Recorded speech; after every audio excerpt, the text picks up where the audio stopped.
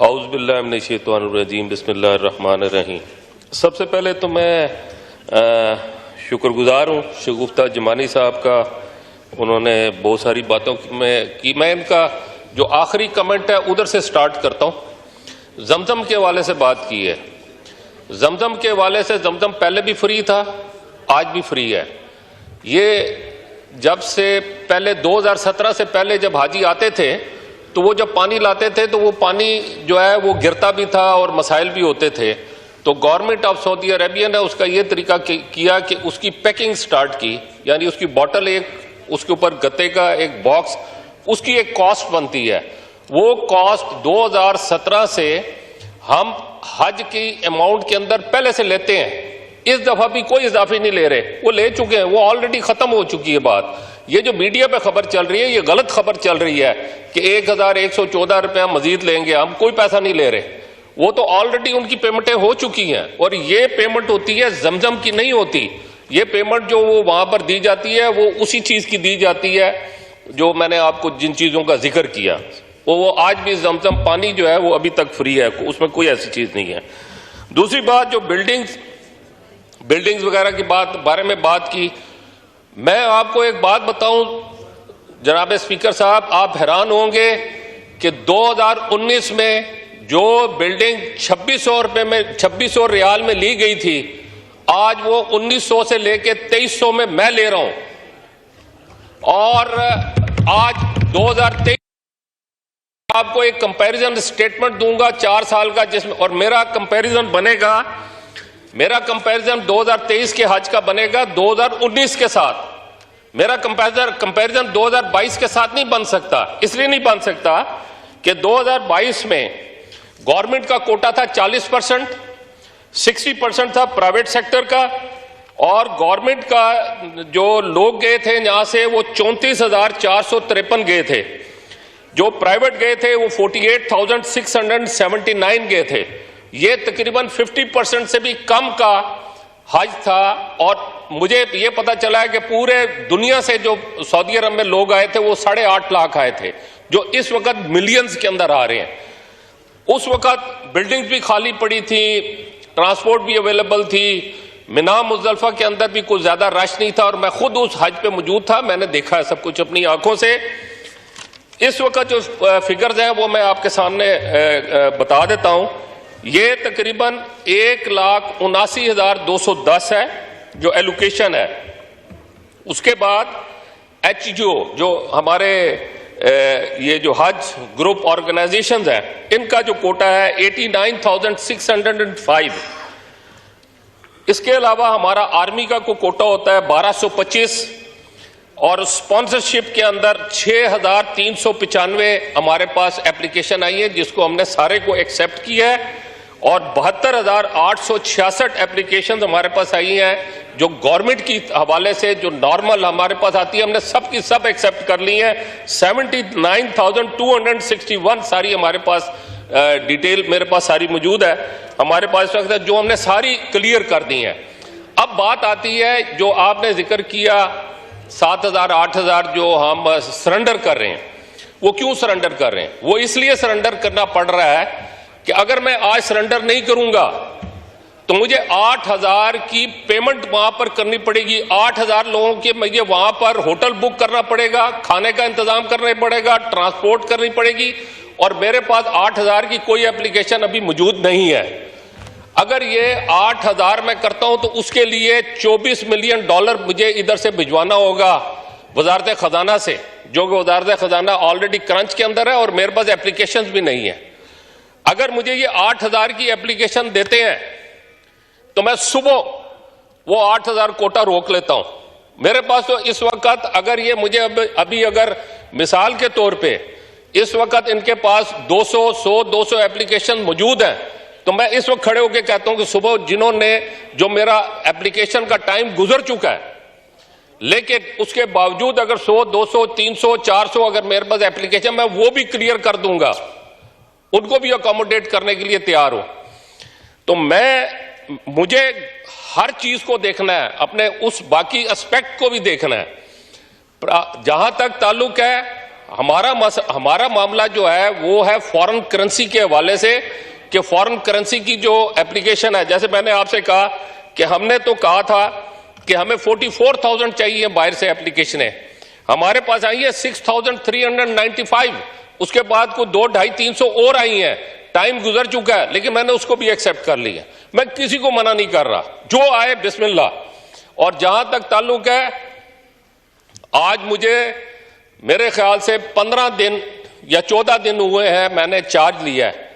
मैंने ईद उल फितर सऊदी अरब में पहली मर्तबा गुजारी है घर से बाहर। मैं ईद उल अजहा पहाड़ों में, जंगलों में, कैंपों में, कभी सीरिया में, कभी अफ्रीका में, कभी कोहिस्तान में, मैं इन जगहों पे गुजारता हूं जब कुर्बानी के लिए जाता हूं। तो ईद उल फितर मेरी घर पे गुजरती है। ये पहली ईद है कि मैं वेडनेसडे को फौरन फ्लाई कर गया सऊदी अरब, इसलिए कि मुझे हालात के अंदर मसला नजर आ रहा था और यही वजह थी कि मैंने वहां जाके ये सारी चीजों को पकड़ा है। आज अगर मैं ये कह रहा हूं कि ये 1700 रियाल के ऊपर मैं ले आया हूं, गवर्नमेंट के टैक्सेस बढ़ गए हैं सऊदी अरब के, मैं उसको अलहदा आपको उसकी पूरी स्टेटमेंट बना के देने के लिए तैयार हूं कि जो गवर्नमेंट के टैक्सेस आज से 4 साल पहले 2019 में थे, वो 2023 में नहीं है, वो बहुत ज्यादा है। लेकिन जो हम देते हैं वहां पे मौलम को फीस, वो फीस 2019 से अगर आप कंपैरिजन करेंगे तो आज 2023 में कम होगी। 2019 में जो बिल्डिंग इन्होंने ली है 2600 रियाल के अंदर लेके 2300 रियाल के अंदर ले रहा हूं। मेरी पूरी कोशिश है कि मैं कॉस्ट को नीचे लेकर आऊं। अब एक बात होती है, मुझे बड़ा अफसोस होता है, कैलकुलेशन की बात करें ना, कैलकुलेटर पकड़ के ये कहते हैं जी पिछले साल हज किया था 8.5 लाख का या 8 लाख का, जिसमें 1.5 लाख आपको मालूम है सब्सिडी दी गई थी, 75,000 गवर्नमेंट ने दी और 75,000 मिनिस्ट्री ने दी। इस दफा कोई सब्सिडी नहीं है, तो जो रकम दी गई उस दिन के डॉलर के रेट से आप उसको मल्टीप्लाई करेंगे तो वो $5,000 निकलेगा लगभग। और मैं इस वक्त अगर 11,75,000 कहता हूं तो जब डॉलर के अंदर उसको मैं कैलकुलेट करता हूं तो वो 4,000 समथिंग निकलता है। मैं वो पिछले 2022 से भी कम डॉलर लेकर रहा हूं। हज मैंने कराना है बाहर, पाकिस्तान में हज नहीं हो रहा, बाहर हो रहा है। मुझे फॉरेन करेंसी देनी है। फॉरेन करेंसी जो है डॉलर को या रियाल को आप जब इक्वल करेंगे तो कंपैरिजन करेंगे तो आपको उसका फर्क पता चलेगा। अब कई मर्तबा मैंने मीडिया के अंदर सुना कि जनाब आज से 8 साल पहले जो है वो इतने का हज हुआ। यार उस वक्त 8 साल पहले डॉलर का रेट भी तो 100 रुपए था। अगर 10 साल पहले कहते हैं जी इतने का हुआ तो उस वक्त डॉलर का रेट जो है 60 रुपए था। आज डॉलर का रेट जो है वो 280 रुपए में डॉलर नहीं मिल रहा, 200। उसका आप देखें इस वक्त डॉलर की क्या पोजीशन जा रही है। ये बहुत सारे फर्क है, इन फर्क को आदमी पी जाता है और सारी पाकिस्तान में जो कौम है वो ये समझती है जैसे पता नहीं क्या हो गया। मैंने जैसे जमजम की बात की, जमजम तो फ्री है, 2017 से आप पैसे दे रहे हैं, मैं तो कोई इजाफी पेमेंट मेरी वजारत नहीं ले रही, ना हम डिमांड करेंगे। वो तो ऑलरेडी जो 11,75,000 दिया गया उसके अंदर वो ऑलरेडी शामिल है उसकी रकम, जो बोतल की रकम है और जो गत्ते का डब्बा है वो तो 2017 से उसी तरह चल रहा है, उसमें तो कोई फर्क नहीं आया। तो मैं सिर्फ ये बताना चाहता हूं कि इसको होशमंदी से इसका कंपैरिजन करेंगे तो आप लोगों को समझ आएगा। मैं फिर भी इस वक्त अगर सर मेरी आंख देखेंगे ये रेड हो गई है सारी, मैं 2-2.5 घंटे से ज्यादा मुझे नींद नहीं मिल रही। आज मेरे 15 दिन हो गए हैं इस चक्कर में, और मैं इसके लिए तैयार हूं कि अगले 3 महीने मेरा दिन जैसे भी गुजरे मुझे मंजूर है, लेकिन मैंने हाजियों की खिदमत करनी है। और हाजी मेरे लिए मेरा मजहबी फरीजा है, इनके लिए मुझे नंगे पैर वहां पे फिरना पड़ा मैं फिरूंगा, लेकिन इनकी खिदमत के लिए। और मैंने बहुत सारी चीजों के अंदर जो है मैंने वहां पर इन लोगों को जो है पाबंद किया है। एक एक जगह जाके मैं मिल रहा हूं और मैं फिर जा रहा हूं सऊदी अरब। मुझे अगर हज से पहले मजीद भी जाना पड़ा मैं जाऊंगा और अपने खर्चे पे जा रहा हूं। गवर्नमेंट ऑफ पाकिस्तान का 1 टका मैं इस्तेमाल नहीं कर रहा। थोड़ा सा टाइम लूंगा, ज्यादा नहीं लूंगा। आई एम सॉरी, मुझे ये सारी बातें करनी पड़ रही हैं।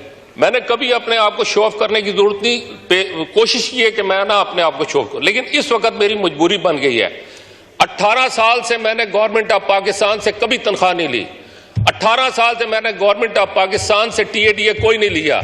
मैं कोई गाड़ी इस्तेमाल नहीं करता। मैं कोई मिनिस्ट्री से कोई किसी किस्म की तनख्वाह, कोई चेयरमैनशिप के हवाले से, कमेटी की चेयरमैनशिप के हवाले से भी मैंने कभी नहीं लिया। अभी भी मैं गया हूं, अपनी पीआईए की टिकट मैंने खुद खरीदी है, आगे भी मैं अपनी खुद खरीदूंगा।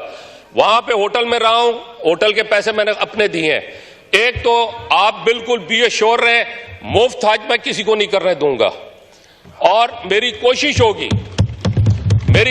होगी कि मैं इसको ट्रांसपेरेंट करूं। मैं सारी कंपैरिजन स्टेटमेंट दूंगा। एग्रीमेंट चाहिए मैं सारे सामने रख दूंगा। शीशे के इस तरफ से देखेंगे, शीशे के उस तरफ से नजर आएगा क्या हुआ है। और मैंने अपने जितने भी लोग हैं उन सबको बता दिया है, अगर किसी को मैंने पकड़ लिया, मैं सऊदी अरब से उसको वापस नहीं लाऊंगा। मैं वहीं पे उसके खिलाफ एक्शन लूंगा और इस्लामिक कानून के मुताबिक उसके हाथ कटवाऊंगा अगर किसी ने 1 रियाल की भी गड़बड़ की और मुझे सबूत मिल गया।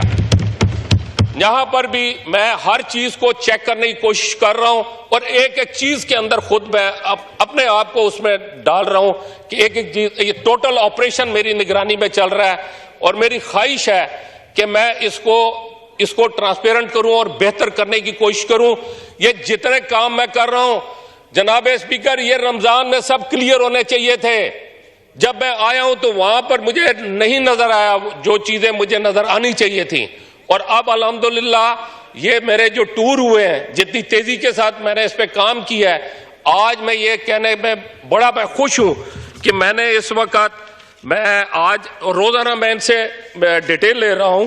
मेरे पास इस वक्त जो मेरी पोजीशन आ रही है, अल्हम्दुलिल्लाह मैं इस वक्त 18,000 हाजियों की एग्रीमेंट डन कर चुका हूं। 40 से 45,000 हाजियों का मैं मक्का के अंदर इंस्पेक्शन करवा चुका हूं और डेली 7,000 से लेकर 8,000 हाजियों के लिए वहां पे बिल्डिंगें जो है वो इंस्पेक्शन हो रही हैं। और जहां तक कैटरिंग का, ये ऑलरेडी वो पहले से करके गए थे, जो पहले से हुआ था, जो रेट उनका वो उसी रेट के ऊपर, मैं उसमें कुछ नहीं कर सकता था क्योंकि वो ऑलरेडी उसमें एग्रीमेंट कर चुके थे, वरना मेरी ख्वाहिश होती कि मैं उसको भी नीचे लेकर आता। बहरहाल मेरी पूरी, अच्छा अब मैं ये चाहता हूं कि वो जो पहले 5% एक्सेस बुकिंग होती थी, अब कोई बुकिंग नहीं करने दूंगा। हाँ, मेरी ख्वाहिश है कि इसके अंदर मैं कोशिश करूंगा कि इस प्राइस को नीचे लाऊं, लेकिन मैंने इसके अंदर एक काम किया है और वो भी मैं हाउस की नॉलेज में लाना चाहता हूं कि मैंने इन्हें कहा कि क्वालिटी की तरफ तवज्जो दें। अगर हमें कोई स्पेस मिलता है पैसों के हवाले से तो हम अपने हाजियों को कोई उसके अंदर सपोर्ट कर सकें और उसके अंदर उनको कोई बेहतरी ला सकें। अगर खाने का उन्होंने कर लिया है तो कम से कम खाने की क्वालिटी सही होनी चाहिए, उसकी क्वांटिटी ठीक होनी चाहिए, उसके अंदर कोई बासी खाना नहीं आना चाहिए, उसकी सर्विस ठीक होनी चाहिए, ट्रांसपोर्ट के हवाले से बसें अच्छी होनी चाहिए। लेकिन मुझे पता है कि ये इस वक्त फुल फोर्स का हज हो रहा है, बेशुमार मसाइल आएंगे, बेशुमार मुश्किलात। तो मैं आज ये कहता हूं कि मैं कोई बहुत अच्छा हज शायद पता नहीं करा सकूंगा, नहीं करा सकूंगा, लेकिन जो मुश्किलात बहुत ज्यादा आनी थी, जो मैं आते साथ मैंने फोर्स की थी, उसमें मैं इंशाल्लाह मुश्किलात में कमी ले आऊंगा और इंशाल्लाह मिना में, मुज़दलिफा में, अरफात में ये शख्स आपको वहां पे गलियों में नजर आएगा, किसी खैमे में बैठा नजर नहीं आएगा। जिसको